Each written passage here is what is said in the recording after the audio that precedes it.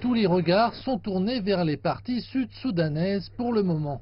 L'IGAD a annoncé que sur la base de l'accord de paix très attendu, le président Salva Kiir et le chef de l'opposition, Riek Machar, devraient former un gouvernement transitionnel dans moins de 5 mois.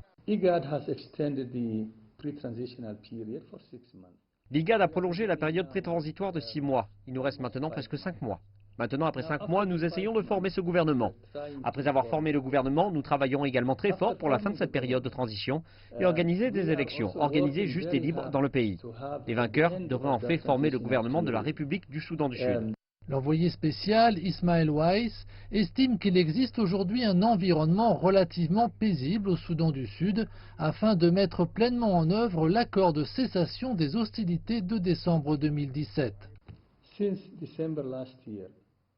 Depuis décembre dernier, dans tout le pays, à l'exception de l'état du fleuve Yaé, les armes ne parlent plus. Cet accord de cessation des hostilités a été signé en décembre 2017.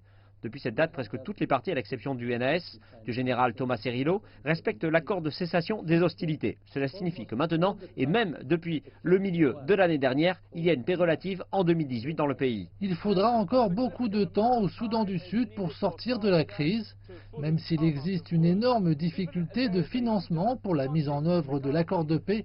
La bonne nouvelle ici est la promesse renouvelée des États membres de l'IGAD, en particulier de l'Éthiopie, de l'Ouganda et du Kenya, de soutenir les activités de cantonnement au Soudan du Sud.